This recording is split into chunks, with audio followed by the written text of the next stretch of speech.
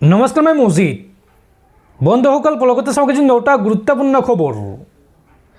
প্ৰথমটো খবৰ, ভাৰত চৰকাৰে আয়োজন কৰা অনুষ্ঠানলৈ যাওঁতে বিদেশৰ মাটিত কেনেকৈ হত্যা হ'ল জুবিন গাৰ্গ।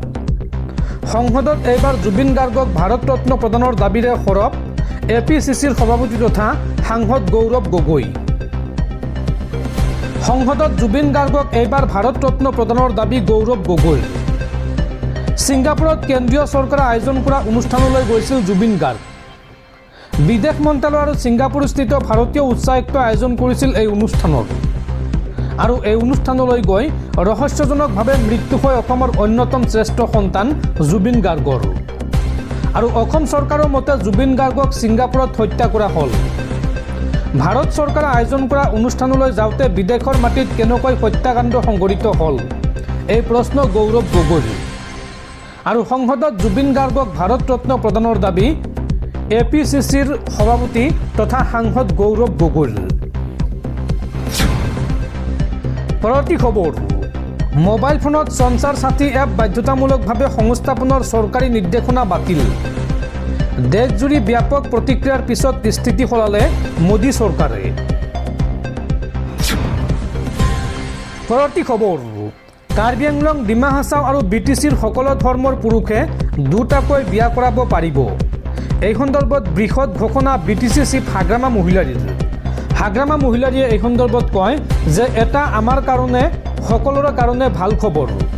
কাৰ্বি আংলং, ডিমা হাছাও আৰু BTCত দ্বিতীয় বিবাহ নিষিদ্ধ কৰা হোৱা নাই। কেবিনেটত এই সন্দৰ্ভত সিদ্ধান্ত লৈছে যে কাৰ্বি আংলং, ডিমা হাছাও আৰু BTCত যিকোনো ধৰ্মৰ মানুহে দুগৰাকী বিবাহ কৰাব পাৰে। এই মন্তব্য BTC চিফ হাগ্ৰামা মহিলাৰীৰ। দৰ্শকসকল, আৰু বহুতো গুৰুত্বপূৰ্ণ খবৰ আছে। তাৰ আগতে আপোনাক জনাওঁ যে যদি আপুনি এতিয়ালৈকে এইটো ভিডিঅ'ত লাইক কৰা নাই তেন্তে এতিয়াই ভিডিঅ'টোত লাইক কৰি দিয়ক। আৰু এনেকুৱা ধৰণৰ ভিডিঅ'সমূহ নিতৌ চাবলৈ চেনেলটো ছাবস্ক্ৰাইব কৰি কাষত থকা বেল আইকনটো প্ৰেছ কৰি ৰাখক। পৰৱৰ্তী খবৰ, সন্দেহযুক্ত বুলি কৈ মুছলমান লোকক উচ্ছেদ চলাইছে অসম চৰকাৰে।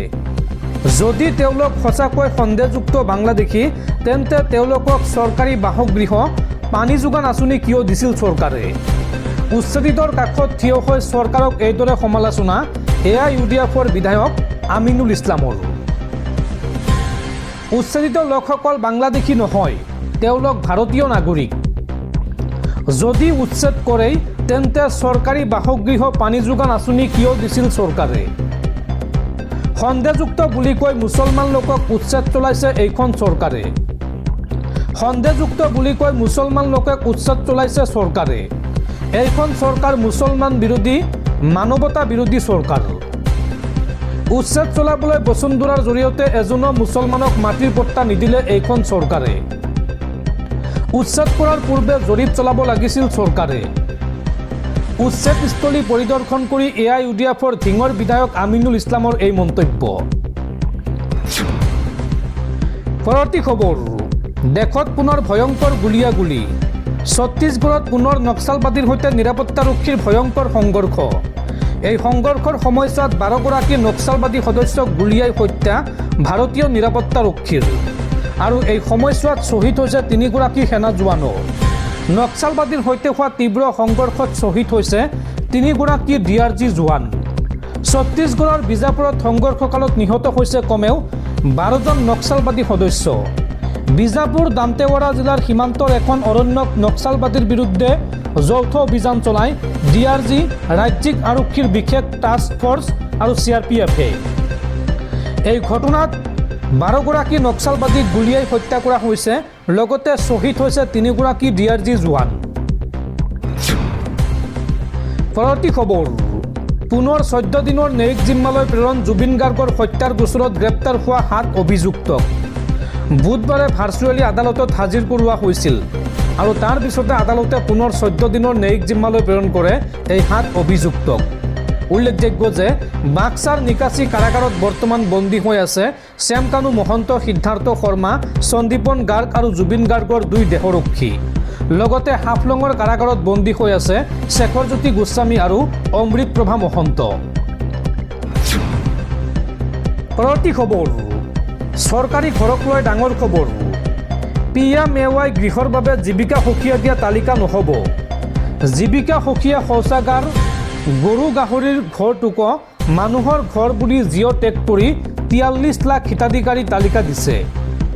গাঁও সভা পাতি পঞ্চায়তৰ সভাপতি সচিবে নতুনকৈ বাছনি কৰিব প্ৰকৃত কেঁচা ঘৰ থকা মানুহক আৰু প্ৰকৃত হিতাধিকাৰী বুলি পঞ্চায়তৰ সভাপতি আৰু সচিবে চহী কৰি দিব লাগিব। গাঁও সভাত পঞ্চায়তৰ সভাপতি আৰু সচিবে হিতাধিকাৰী বাছনি কৰি দিয়াৰ পিছত ভেৰিফিকেশ্যনৰ বাবে পুনৰ হিতাধিকাৰী ঘৰে ঘৰে যাব বিভাগীয় লোক। এই সন্দৰ্ভত অনিয়ম হ'লেই পঞ্চায়তৰ সভাপতি আৰু সচিবৰ চাকৰি যোৱাৰ লগতে যাব লাগিব জেললৈ। এই ঘোষণা ৰাজ্যৰ পঞ্চায়ত আৰু গ্ৰামোন্নয়ন বিভাগৰ মন্ত্ৰী ৰঞ্জিত কুমাৰ দাসৰ। পৰৱৰ্তী খবৰ, অসমলৈ আহি আছে কেন্দ্ৰীয় প্ৰতিৰক্ষা মন্ত্ৰী ৰাজনাথ সিং। এদিনীয়া ভ্ৰমণ কাৰ্যসূচীৰে অসমলৈ আহিব প্ৰতিৰক্ষা মন্ত্ৰী ৰাজনাথ সিং। 10 ডিচেম্বৰত ৰাজনাথ সিঙৰ অসম ভ্ৰমণ। ডিব্ৰুগড়লৈ আহিব প্ৰতিৰক্ষা মন্ত্ৰী ৰাজনাথ সিং। পৰৱৰ্তী খবৰ, লণ্ডনত কনচাৰ্ট কৰি পোৱা ধন দৰিদ্ৰক দান কৰিছিল জুবিন গাৰ্গে। জুবিন গাৰ্গৰ ঘৰত উপস্থিত হৈ এই কথা ক'লে বেৰিষ্টাৰ ইলিয়াছ হুছেইন আনচাৰীয়ে। জুবিন গাৰ্গ কেৱল অসমৰে নহয়, সমগ্ৰ দেশৰ বাবে আছিল এক ৰত্ন। আৰু লগতে জুবিন গাৰ্গৰ ন্যায়ক লৈও বিশেষ মন্তব্য কৰিলে বেৰিষ্টাৰ ইলিয়াছ হুছেইন আনচাৰীয়ে। লণ্ডনত কনচাৰ্ট কৰি পোৱা ধন দৰিদ্ৰক দান কৰিছিল জুবিন গাৰ্গে। জুবিন গাৰ্গৰ ঘৰত উপস্থিত হৈ এই কথা ক'লে বেৰিষ্টাৰ ইলিয়াছ হুছেইন আনচাৰীয়ে। সুদূৰ লণ্ডনৰ পৰা আহিয়েই উপস্থিত হয় জুবিন গাৰ্গৰ বাসগৃহত। জুবিন গাৰ্গ কেৱল অসমৰ নহয়, সমগ্ৰ দেশৰ বাবে আছিল এক ৰত্ন। জুবিন গাৰ্গৰ গীতৰ পৰা উদ্ধৃত হোৱা বুলি মন্তব্য কৰে ইলিয়াছ হুছেইন আনচাৰীয়ে। উল্লেখযোগ্য যে পৰিয়াল আৰু অনুৰাগীৰ সৈতে জুবিন গাৰ্গৰ ঘৰত উপস্থিত হয় বেৰিষ্টাৰ ইলিয়াছ হুছেইন আনচাৰী। পৰৱৰ্তী খবৰ, 2026 নিৰ্বাচনত বিজেপিক পৰাস্ত কৰিবলৈ হ'লে এৰা ধৰা বুজাপৰা আৰু ত্যাগৰ মনোভাৱ ল'ব লাগিব। বিজেপিক পৰাস্ত কৰাৰ বাবে বিৰোধী দলসমূহক এই পৰামৰ্শ দিলে অসম জাতীয় পৰিষদৰ সভাপতি লুৰিণজ্যোতি গগৈয়ে। বিজেপিক পৰাস্ত কৰিবলৈ আমি এৰা ধৰা বুজাপৰা আৰু ত্যাগৰ মনোভাৱ ল'ব লাগিব। বিৰোধীৰ ভোট বিভাজন হ'লে শাসক পক্ষই সুবিধা ল'ব। বিজেপিক উৎখাত কৰিবলৈ বিৰোধী দলসমূহে এৰা ধৰা কৰিব লাগিব। বিজেপিক পৰাভূত কৰিবলৈ আমি সংযম হ'ব লাগিব। কিছু সঠিক আৰু শুদ্ধ ৰণকৌশল প্ৰস্তুত কৰিব লাগিব। বিজেপিক পৰাস্ত কৰাৰ বাবে বিৰোধীক এই আহ্বান লুৰিণজ্যোতি গগৈৰ। লুৰিণজ্যোতি গগৈয়ে লগতে কয় যে বিজেপিক পৰাস্ত কৰিবলৈ হ'লে আমি এৰা ধৰা বুজাপৰা আৰু ত্যাগৰ মনোভাৱ ল'ব লাগিব। তেতিয়াহে 26 নিৰ্বাচনত আমি ভাল ফলাফল দেখুৱাব পাৰিম। পৰৱৰ্তী খবৰ, অৱশেষত ভোটাৰ তালিকাৰ পৰা কৰ্তন কৰা হ'ল প্ৰাণৰ শিল্পী জুবিন গাৰ্গৰ নাম। জুবিন গাৰ্গৰ নাম দেশৰ ভোটাৰ তালিকাত থাকি যাব নেকি? প্ৰাণৰ শিল্পীগৰাকীৰ নাম প্ৰতিগৰাকী অসমীয়াৰ হৃদয়ত ৰৈ যোৱাৰ দৰে ভোটাৰ তালিকাতো চিৰদিন ৰখাই থ'ব পৰা এনে নিয়ম আছেনে? বিগত কেইটামান দিন ধৰি এই বিষয়টোৱে ব্যাপক চৰ্চা লাভ কৰিছে। এগৰাকী বিয়লয়ে ভোটাৰ তালিকাৰ পৰা জুবিন গাৰ্গৰ নাম কাটি দিয়াৰ সলনি জুবিন গাৰ্গ অমৰ হৈ থাকক বুলি লিখি দিয়া ভোটাৰ তালিকাখন সামাজিক মাধ্যমত ভাইৰেল হোৱাৰ পাছতে বহুতৰে মনত এই প্ৰশ্নই দোলা দিছে। এগৰাকী শিল্পীৰ প্ৰতি থকা এনে শ্ৰদ্ধা আৰু মৰমে সকলোৰে হৃদয় চুইছে। কিন্তু নিয়ম অনুসৰি এগৰাকী মৃত লোকৰ নাম এনেদৰে ভোটাৰ তালিকাত ৰাখি থ'ব নোৱাৰি। বিয়লগৰাকীয়ে জুবিন গাৰ্গৰ নাম কাটি নিদিলেও ইতিমধ্যে ভোটাৰ তালিকাৰ পৰা নাম আঁতৰ হৈছে জুবিন গাৰ্গৰ। অইন মৃত ব্যক্তিৰ সৈতে নিৰ্বাচন আয়োগে যি নিয়ম অৱলম্বন কৰে জুবিন গাৰ্গৰ ক্ষেত্ৰতো সেই একেই নিয়মে পালন কৰিছে নিৰ্বাচনী আয়োগে। 1 ডিচেম্বৰ 2025 জুবিন গাৰ্গৰ নাম ভোটাৰ তালিকাৰ পৰা কৰ্তন কৰা হৈছে বুলি চৰ্চা হৈছে।